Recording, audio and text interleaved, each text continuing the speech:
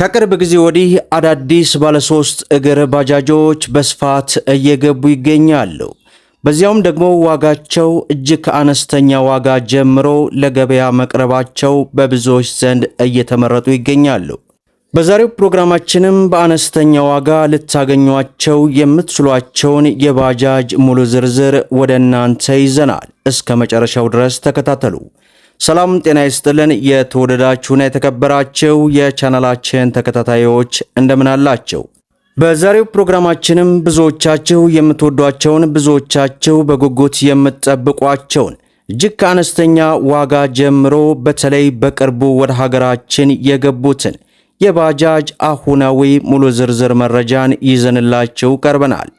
በዛሬው ፕሮግራማችን በነዳጅ የሚሰራውን በቅርቡ አዲስ የገባውን እንዲሁም በኤሌክትሪክ የሚሰራውን አነጋጋሪ የባጃጅ ሙሉ የዋጋ ዝርዝር እንዲሁም ስለ ተሽከርካሪዎቹ ባህሪያት በዚህ ቪዲዮ አካትቻለሁ።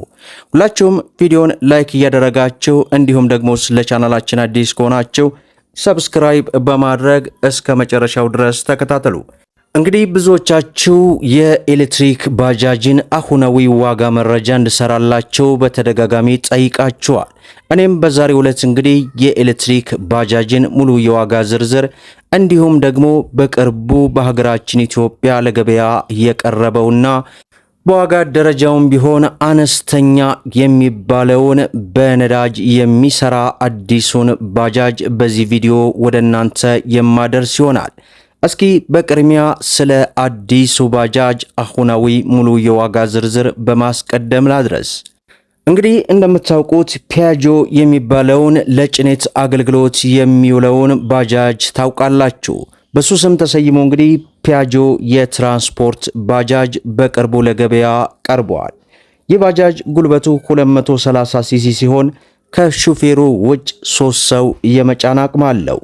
ይህ ባጃጅ ለየት የሚያደርገው ነገር የፋብሪካ በር ተገጥሞለት ነው ለገበያ የሚቀርበው። የሚጠቀመው የነዳጅ አይነት ቤንዚል ሲሆን ቤንዚል ቆጣቢም ተብሎ እንግዲህ እየተነገረለት ይገኛል። ይህም በ1 ሊትር እስከ 35 ኪሎ ሜትር ድረስ መጓዝ ይችላል።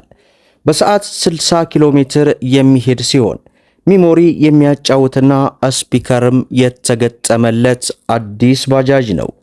ይህ ባጃጅ እንግዲህ በገጠር ለከተማ ለሁለቱም አገልግሎት ለስራ የሚሆን ሲሆን አሁን ላይ በመዲናችን አዲስ አበባና በአዳማ ለገበያ ቀርቧል። ይህም ዋጋው እንግዲህ ከሌሎች ባጃጆች እጅግ በአነስተኛ ዋጋ የቀረበ ሲሆን 500 ሺህ ብር ጀምሮ ለገበያ መቅረቡን ተመልክተናል። ስለ ጥንካሬው እንደዚህ ነው ልላችሁ አልችልም። ነገር ግን ወደፊት ስናየው የምናገረው ይሆናል። ምክንያቱም አዲስ ባጃጅ ስለሆነ ስለ ባጃጁ ወይንም ጎግል ላይ እንግዲህ ሰርች አድርጌ ስለ ሞተር ጉልበቱና ስለ አጠቃላይ ባህሪው በሌላ ቪዲዮ የምሰራላችሁ ይሆናል። ሌላው የኤሌክትሪክ ባጃጆች ናቸው። እንግዲህ እንደዚህ አይነት ኤሌክትሪክ ባጃጆች በሳፊ ሞተርስ አማካኝነት ለገበያ የሚቀርበው ሳፊ እንዲሁም ደግሞ ሶላር ኤስ7 የተባሉ ሁለቱን የኤሌክትሪክ ባጃጆች የዋጋ መረጃን ነው ይዤላችሁ የቀረብኩት። እነዚህ ባጃጆች ከሹፌሩ ውጭ 6 ሰው የመጫን አቅም አላቸው። ጣሪያቸው በፋብሪካ የተሰራ ሲሆን ለዕቃ መጫኛ እጅግ በጣም ሰፊ የሆነ ቦታ አላቸው። እንደምታዩቸው ለተሳፋሪ እንዲሁም ለሹፌሩም ምቾት የሚሰጥ ሰፋፊ ቦታ አላቸው። እነዚህ ባጃጆች ላይ የተገጠመላቸው የባትሪ አቅምን ስንመለከት 73 ቮልት ሲሆን ይህም 7.5 ኪሎዋት ያመነጫል። እነዚህ ባጃጆች እንግዲህ በቅርቡም የገቡ አዲስ ባጃጆች ቢሆንም ከበቂ ማለዋወጫ ጋር እንግዲህ ለገበያ ቀርበዋል። የ2 ዓመት ዋስትናም እንሰጣለን ይላሉ። እነዚህም እንግዲህ አዲስ አበባ እንዲሁም ደግሞ በአዳማ ማለት ነው ሁለቱ አካባቢዎች ላይ ለገበያ መቅረባቸውን ተመልክተናል። እንግዲህ የሳፊን ሞተር ማለት ነው ይህንኛውን ዋጋውን ስንመለከት አሁን ላይ የሚሸጥበት ዋጋ ከ1,200,000 ብር ጀምሮ ለገበያ መቅረቡን ተመልክተናል።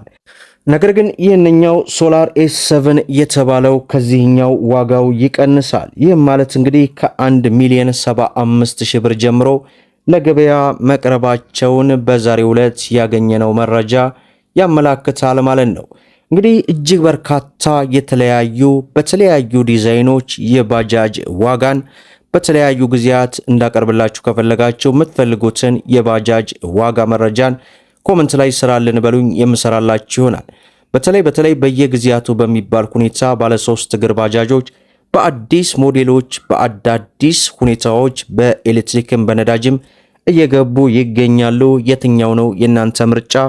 ኮመንት ላይ አሳውቁን።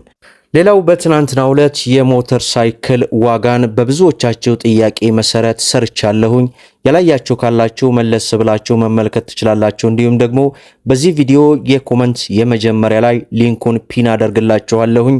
እጅግ በአነስተኛ ዋጋ ለገበያ የቀረቡ አዳዲስ ሞተር ሳይክሎችን ሙሉ የዋጋ ዝርዝርን መመልከት የምትችሉ ይሆናል። ከሰሞኑ እንግዲህ በሀገራችን ኢትዮጵያ ያለው በተለይ የመኪና ዋጋ እጅግ ባልተጠበቀ ሁኔታ እየተጋነነ ይገኛል።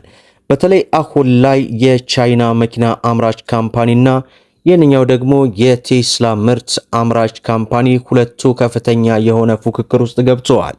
ያ ማለት የኤሌክትሪክ መኪናዎችን ዋጋ እጅግ በከፍተኛ ሁኔታ የሚያስቀንስ አንድ መረጃ በትናንትናው ዕለት በትልቁ ቻናሌ ላይ ሰርቻለሁ። ያላያችሁ ካላችሁ ከ74000 በላይ ተከታይ ባለው ጥሌቲዩብ በሚለው የመኪና ቻናላችን ላይ መመልከት ትችላላችሁ። ምክንያቱም ከ2 እና ከ3 ወራት በኋላ የኤሌክትሪክ ተሽከርካሪዎችን ዋጋ ሙሉ በሙሉ የሚለውጥ መረጃ ነው። ያላያችሁ ካላችሁ እመኑኝ ተጠቀሙበታላችሁ፣ መመልከት የምትችሉ ይሆናል። ሌላው ስለ የጭነት ባጃጆች እንድሰራላችሁም ከፈለጋችሁ የትኛውን የጭነት ባጃጅ ኬናጎ ወይንስ ደግሞ ፒያጆ የትኛውን የናንተ ምርጫ እንግዲህ መሰረት በማድረግ ኮመንት ላይ የሚበዛውን ጥያቄ ለናንተ እንግዲህ የመሸጫ ቦታው ላይ ሄደን መረጃውን ሰብስበን የምናደርሳችሁ ይሆናል። እንዲሁም የህዝብ ተሽከርካሪ የሆኑ ባጃጆችን የትኛውን እንዲሰራላችሁ ተፈልጋላችሁ? ፍሌክሲ የሚባለውን ታውቁታላችሁ፣ እጅግ በጣም ርካሹን እሱን እንዲሰራላችሁ ከፈለጋችሁ ፍሌክሲ ይሰራልን ብላችሁ ኮመንት ላይ ጠይቁኝ። እኔም በጥያቄያችሁ መሰረት በሌላ ቪዲዮ የምሰራላችሁ ይሆናል እያልኩኝ ይህንን ቪዲዮ እንግዲህ ለበርካታ እህት ወንድሞች እንዲደርስ ላይክ ሸር እንዲሁም ደግሞ ስለ መኪና ለማወቅና መኪናን በተመጣጣኝ ዋጋ ለመግዛት ይህንን ቻናል ሰብስክራይብ በማድረግ በየዕለቱ የሚለቀቀው መረጃም እንዳያመልጣችሁ የኖቲፊኬሽን ማብራታችሁን አትዘንጉ እያልኩኝ ለዛሬ እንግዲህ የሚያዝያ 2018 አዳዲስ ኤሌክትሪክ ባጃጆች አሁናዊ የዋጋ መረጃን አድርሰናል። ይህንን ይመስላል ማለት ነው። እስከ ፍጻሜው ድረስ አብራችሁን ስለቆያችሁ ልባዊ ምስጋናችንን እየሰጠን በሌላ ቪዲዮ እስከምንገናኝ ወሰላሙ አለይኩም ወራህመቱላህ።